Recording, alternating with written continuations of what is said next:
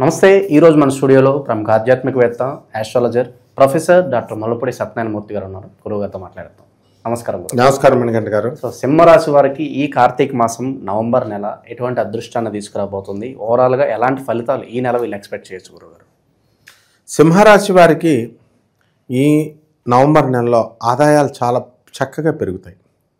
వీళ్ళ వల్ల మిగతా వాళ్ళకు కూడా చాలా ఆదాయాలు పెరుగుతాయి. వీళ్ళతో స్నేహం చేసేటటువంటి వాళ్ళకు కూడా అప్పులు ఇప్పిస్తారు. ఈ రహస్యం మనం అందరికీ చెప్పేస్తున్నాం. అందరూ సింహరాశి వాళ్ళతో దోస్తానం చేస్తారేమో. అయితే వీళ్ళు సూరిటీలు సంతకాలు పెట్టకూడదు. భార్యాభర్తల మధ్య విపరీతమైనటువంటి వితండ వాదం చేసుకుంటారు ఫర్ నో రీజన్. ఏదో రకంగా మనస్తాపం. పిల్లలకి ఎలా ఉంటుందంటే అర్ధ లాభము అంటారు చూడు.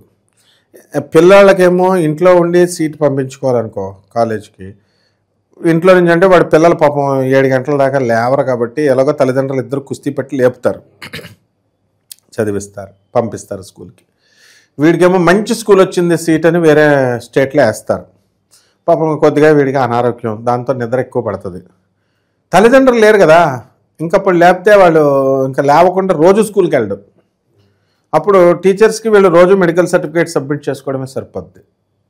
ఇక్కడ ఇండియాలో అంటే ఒప్పుకోరు, ఫారిన్ కంట్రీస్లో ఏదో కొంతకాలం ఒప్పుకుంటారు. ఇలా ఉంటుంది పరిస్థితి. అంటే ఏంటి, ఇప్పుడు ఉన్నటువంటి పరిస్థితి కంటే మంచి స్కూల్లో సీట్ వచ్చింది, కానీ మంచిగానే జాతకం నడుస్తుంది, కానీ ఈ అబ్బాయి స్కూల్కి డైలీ వెళ్ళట్లా. కారణం పాపం వాడు కూడా ఎగ్గొట్టాలని కాదు, ఆరోగ్యం సహకరించకపోవడం వల్ల. సో వివాహ ప్రయత్నాలు సఫలీకృతం అవుతాయి అంటారు గురుగారు? సింహరాశి వాళ్ళకి వివాహ ప్రయత్నాలు అవుతాయి. మనకి గురుడు చాలా వ్యయస్థితిలోకి వచ్చాడు. ఇప్పుడు అయినా సరే ఫుల్ బలంగా మనకి కర్కాటక రాశిలో ఉన్నాడు.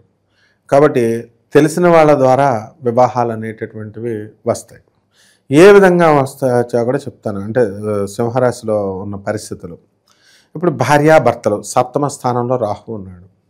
ఉంటే ఏమవుతుందంటే ఈ భార్యాభర్తలు ఇద్దరు కూడా పిల్లలు కూడా కలిగారు, కొట్టుకు చేస్తున్నారు ఇద్దరు. నేను పిల్లల్ని తీసుకుని వెళ్ళిపోతాను ఇండియాకి అంటది. వీడు ఫారిన్లో ఉంటాడు. వెళ్ళిపోద్ది. ఎలా వెళ్తుందో తెలుసా? పిల్లల్ని ఇద్దరిని వదిలేసి వెళ్ళిపోద్ది. ఎందుకు?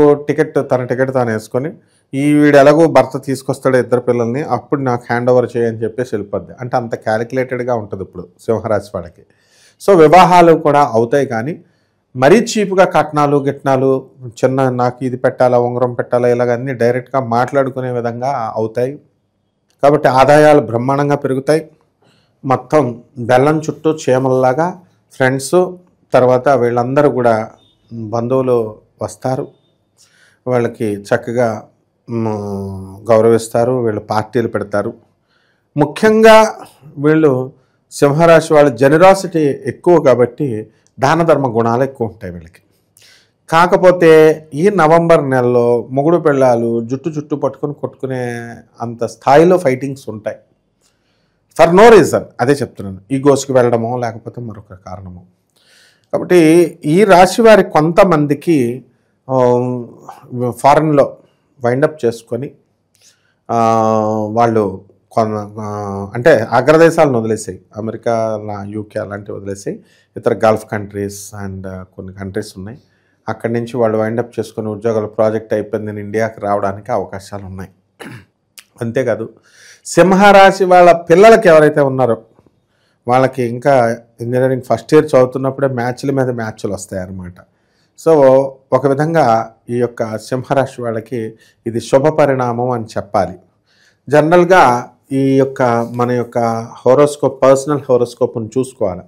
చాలామంది నువ్వు అబ్జర్వ్ చేయి నాయన, ఏమంటారంటే ఏమండి గురుగారు మాకు జాతకాలు మారట్లేదండి, ఆర్థిక ఇబ్బందులండి, ఏమండి యూట్యూబ్లో చెప్పిన వాళ్ళు అందరు రెమెడీస్ ఏ పంతులు గారు చెప్పిన అన్నీ చేసేసారంటే రావట్లేదంటే చెప్పిన వాళ్ళు తప్పు కాదు, పాటించేవాళ్ళు తప్పు. సరిగ్గా చేయట్లేదు అంటారా? ఆచరించే పద్ధతిలో తేడా ఉందంటారా? వాళ్ళు చెప్తున్నారు వాళ్ళ రొటీన్ ప్రకారం. స్కూల్లో పాఠాలు మాస్టర్లు చెప్తారు, చెప్పినప్పుడు చదవాలి కదా. వీళ్ళు చదవకుండా ఉంటే ఎలా వస్తాయి? అంటే ఇప్పుడు 108 ప్రదక్షిణాలు తరపున 41 రోజు చేయమని పంతులు గారు చెప్తున్నారు. మరి చేస్తే వస్తాయి కదా. 41 రోజులు కరెక్ట్గా ఎప్పుడైపోద్దా అని లెక్కెట్టుకుని, ఎందుకంటే మటన్ చికెన్ మానేయాలి కాబట్టి 41 డేస్ చేసేసిన తర్వాత వెంటనే 42వ రోజున శివుడు వచ్చి వరం ఇవ్వలేదని చెప్పేసి పంతులు గారుల మీద తోసేస్తారు, గురువుల మీద. ఇలా కాకుండా ఎవరైతే సిన్సియర్గా చేస్తున్నారో అటువంటి వాళ్ళు కోఆర్డినేషన్ ఇది. ఇప్పుడు యూట్యూబ్లో చెప్పేటటువంటి గురువుల్ని తిట్టకూడదు, వాళ్ళు కామెంట్స్ పెట్టేవాళ్ళు కూడా, వాళ్ళు కూడా చాలా, ఎందుకంటే ఈ పిచ్చి పిచ్చిగా పెట్టకూడదు. నీకు ఉపయోగపడకపోవచ్చు, నీకు జరగకపోవచ్చు. ఎలా జరుగుతాయి చెప్పు? పర్సనల్ చార్ట్ చూడకుండా రాశిఫలాల ప్రకారం ఎలా జరుగుతాయి? రాశిఫలాల ప్రకారం 99% ఎస్టిమేట్ చేసి చెప్పచ్చు. బట్ ఇక్కడ గురువులను తిడుతుంటే ఏమవుతుంది? గురుశాపం పెరిగిపోద్ది వాళ్ళందరికీ.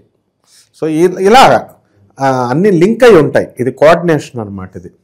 కాబట్టి ఈ యొక్క సింహరాశి వాళ్ళకి పొలిటికల్ లీడర్స్కి మంచి పోస్టులు వస్తాయి, అండ్ పోలీస్ ఆఫీసర్లకి, తర్వాత ఈ యొక్క ఇన్కమ్ ట్యాక్స్ ఆఫీసర్లకి, రెవెన్యూ డిపార్ట్మెంట్లో ఉన్న వాళ్ళకి ప్రమోషన్స్ వస్తాయి. మొన్న ఒక పోలీస్ ఆఫీసర్కి చక్కగా మంచి కమిషనర్ స్థాయిలోనే చక్కగా మన సజ్జనార్ సార్కి ప్రమోషన్ రావడం జరిగింది, ఆర్టీసీ అప్పుడు వెళ్ళి. మరి అలా లక్ ఉన్నప్పుడు ఆయన చేసుకున్న అదృష్టాన్ని బట్టి ఆయన కాళ్ళ దగ్గరికి వస్తుంది. ఎవరికైనా అంతే, బాధపడాల్సిన అవసరం లేదు. మంచి కర్మలు చేయాలి, కర్మ తిరిగి మనకు వస్తుంది అనమాట. ఇక వివాహాలు అయిపోతాయి. స్థిరాస్తులు కొనుక్కోవచ్చు అంటారు ఈ టైంలో?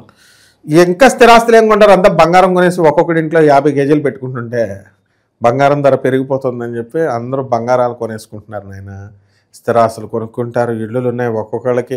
ఈ రోజున యావరేజ్గా తెలంగాణలో కానీ ఆంధ్రలో కానీ ఒక్క పేదోళ్ళు లేండి నాయన, ఒక్కొక్కరికి మినిమం 4 ఇళ్ళు ఉన్నాయి. తర్వాత బోల్డ్ అంత బంగారం ఉంది, వాడు కొనుక్కోవచ్చు, వీళ్ళు ఇన్వెస్ట్మెంట్స్ పెట్టుకోవచ్చు.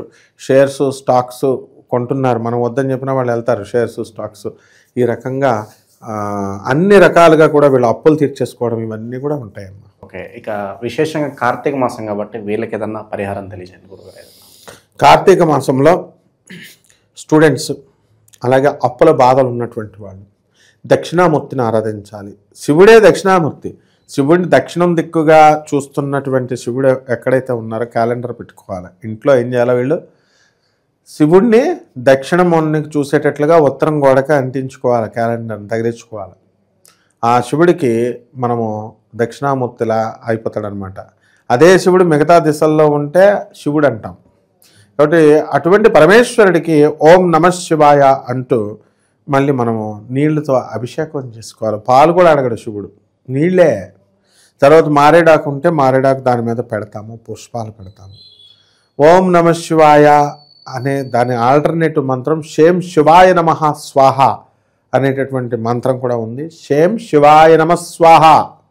సో ఈ మంత్రాన్ని కానీ వాళ్ళు ఉచ్చరించి, వాళ్ళు చందనముతో, తర్వాత రకరకాల పూజా ద్రవ్యాలతో, ఆ సీజన్లో దొరికేటటువంటి పుష్పాలతో, మల్లికార్జున పుష్పాలతో, ఇవన్నీ కూడా మనం శ్రీశైల భ్రమరాంగిక మల్లికార్జున స్వామివారికి కానీ దుర్గామల్లేశ్వర స్వామివారికి మనం చేస్తున్నాము అనే ధ్యానంతో చేయాలి.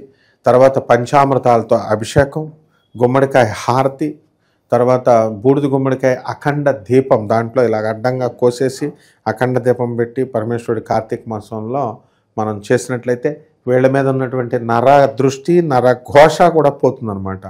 అంటే ఇప్పుడు అసలే యూట్యూబ్లో డివోషనల్ వీడియోస్ అన్నింటికి నరదృష్టి పట్టేసింది.